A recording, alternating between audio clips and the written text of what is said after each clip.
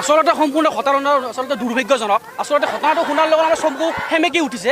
এইকাৰণে 70 বছৰীয়া বৃদ্ধা এজনক এনে ছাত্ৰৰ যি ধৰ্ষণ কৰি হত্যাৰ চেষ্টা কৰিছিল, এই কথা আচলতে অসমীয়া সংস্কৃতি সভ্যতাৰ ডাঙৰ দীঘল হোৱা, ভাৰতীয় সভ্যতা সংস্কৃতি ডাঙৰ দীঘল হোৱা মানুহে কেতিয়াও কল্পনা কৰিব নোৱাৰে। গতিকে আমি এটা কথা স্পষ্ট, গোৱালপাৰা জিলাখন হত্যাকাৰী ধৰ্ষণকাৰী ৰম্যভূমি নহয়। আমি তেওঁলোকক সকীয়াই দিব বিচাৰিছোঁ, তেওঁলোকে হত্যা এই ধৰ্ষণ বন্ধ কৰক, নহ'লে কিন্তু তেওঁলোকে নিস্তাৰ নাপাব।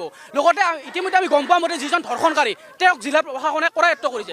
গতিকে ইয়াৰ যদিও আমি তেওঁলোকক ধন্যবাদ জনাইছোঁ। আৰু ইয়াৰ লগে লগে আমি এই কথা ক'ব বিচাৰিছোঁ, তেওঁলোক কেৱল কৰায়ত্ব কৰিলে নহ'ব, তেওঁলোকে যাতে আইনৰ সুৰুঙাৰে ওলাই আহি মুক্ত বিচৰণ কৰিব নোৱাৰে সেই কথা জিলা প্ৰশাসনে কঠোৰ দৃষ্টি ৰাখক। আৰু অসম চৰকাৰক অনুৰোধ জনাইছোঁ, গোৱালপাৰা জিলাখনৰ আচলতে আইন শৃংখলা অৱনমিত ঘটিছে, এইটো নিশ্চিত। গতিকে আমি ইয়াৰ জৰিয়তে অনুৰোধ জনাইছোঁ, অনতি পলমতে আইন শৃংখলা যাতে অৱনমিত নহয়, যাতে ধৰ্ষণ বন্ধ হয়, হত্যা বন্ধ হয়, এইটো হ'ব লাগে। কাৰণ অসমত থাকি যদি অসমীয়া মানুহ সুৰক্ষিত নহয়, তেনেহ'লে অসমত মানুহে ক'ত সুৰক্ষিত হ'ব? গতিকে অসমীয়া মানুহৰ সুৰক্ষিত ভৱিষ্যত সুনিশ্চিত কৰিব লাগিব, এই কথা স্পষ্ট।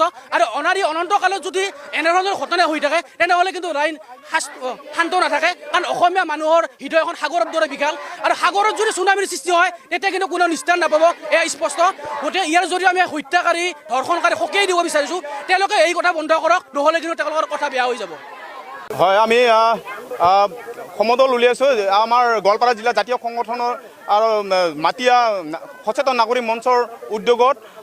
যোৱা 13 তাৰিখে যি বৃদ্ধাগৰাকীক ৰেপ কৰি পেলাই তাক হত্যাৰ যি চেষ্টা চলাইছিল, সেই ৰেপাৰজনক ইতিমধ্যে গ্ৰেপ্তাৰ কৰা হৈছে। আৰু সেই গ্ৰেপ্তাৰ কৰা যিজন ৰেপাৰ তাক উচিত শাস্তি দাবী আমি জনাইছোঁ। ইয়াৰ জৰিয়তে তেখেতক আমি ফাঁচী দাবী জনাইছোঁ। আৰু লগে লগে যেনেধৰণৰ যে কাম কৰিছে তেনেধৰণৰ কাম পাকিস্তানী আৰু বাংলাদেশী মূলৰ মানুহে তেনেধৰণৰ কাম কৰিব পাৰে। তাৰ কাৰণে তেখেতৰ যি ঘৰ আছে, গৃহ আছে, তেখেতৰ ঘৰ বুলডোজাৰে চলাব লাগে। আৰু লগে লগে যিসকল তেনেধৰণৰ কাম কাজ কৰি আছে তেওঁলোকে বেদখল কৰি পেলাই জলাশয়, যিসমূহ জলাশয় তেওঁলোকে বেদখল কৰি পেলাই তেওঁলোকে তেনেধৰণৰ কাম কাজ চলাই আছে। তাৰ কাৰণে আমি তেওঁৰ মৃত্যুদণ্ডৰ লগতে তেওঁৰ ঘৰ আমি বুলডোজাৰে ভাঙাই দিয়াৰ কাৰণে আমি দাবী জনাইছোঁ। হয়, দুধনৈ যিটো টাঙাবাৰীত ঘটনা হৈছিল তাৰ আগতে এবছৰহে হৈছে। মাটিয়াত যিজন জোনালী বাইদেউৰ যেনেধৰণৰ ৰেপ কৰি পেলাই তেখেতক মাৰি পেলাইছে, বেয়াকৈ মাৰি পেলাইছে। তো তাৰ সেইসমূহ প্ৰতিবাদ বা দুখ নোযোৱাতে আৰু আকৌ মাটিয়াতে তেনেধৰণৰ ঘটনা হোৱাটো দুৰ্ভাগ্যজনক। তাৰ কাৰণে আমি এই গোৱালপাৰাত তেনেধৰণৰ কাম কাজ যাতে অনাগত দিনসমূহত চলাব নোৱাৰে, তাৰ কাৰণে কঠোৰতম শাস্তি যাতে প্ৰদান কৰে চৰকাৰে, তাকে আমি কামনা বিচাৰিছোঁ।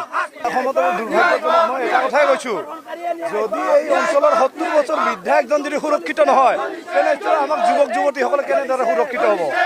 কেতিয়াও এইটো সহ্য কৰাৰ বিষয় নহয়, আৰু এটা সহ্য কৰাৰ কেতিয়াও সম্ভৱ নহয়। সেইকাৰণে আমি কৈছোঁ, যিজন ব্যক্তিয়ে এই দোষী সাব্যস্ত হৈছে, যি ধৰ্ষণ কৰিছে, তেওঁক চৰকাৰে অতি সোনকালে যে তেওঁক কঠোৰ শাস্তি দিয়ক আৰু তেওঁক ফাঁচি দিয়া ব্যৱস্থাটো কৰক। নহ'লে অনতিকালমে এনেকুৱা ধৰ্ষণ, এনেকুৱা ঘটনা অনবৰতে হৈয়ে আছে গোৱালপাৰা ডিষ্ট্ৰিক্টখনত। যদি এনেকুৱা ধৰণৰ ঘটনা ঘটিয়ে থাকে তেনেহ'লে আমাৰ ক'ত নিৰাপত্তা আছে? আমাৰতো নিৰাপত্তা নাই। তেনেহ'লে আমাৰ নিৰাপত্তা আমি নিজে ল'ব লাগিব। যদি প্ৰশাসনে নৰে, যদি সেইধৰণৰ ব্যৱস্থা নকৰে, তেনেহ'লে আমাৰ নিৰাপত্তা কৰাৰ কাৰণে আমি ইয়াতকৈ জংগী আন্দোলন কৰাৰ কাৰণে আমি বাধ্য। কাৰণ যিহেতু যিসকল ব্যক্তিয়ে আজিৰ তাৰিখলৈকে তেওঁ ভুক্তভোগী, তেওঁ যিহেতু কোচ ৰাজবংশীৰে এজন সদস্য বা এজন মাতৃ আমাৰ, তেওঁৰ হকে আমি যিকোনো পদক্ষেপ লোৱাৰ কাৰণে আমি তৈয়াৰ আছোঁ, আমি ৰেডি আছোঁ। সেইকাৰণে আজিৰ প্ৰথম কাৰ্যসূচী হ'ল আজিৰ তাৰিখত ইয়াত এই সমদল, আৰু এই সমদলৰ পৰাই আমি অনাগত দিনত ইয়াতকৈ জংগী আন্দোলন কৰাৰ কাৰণে আমি প্ৰস্তুত আছোঁ।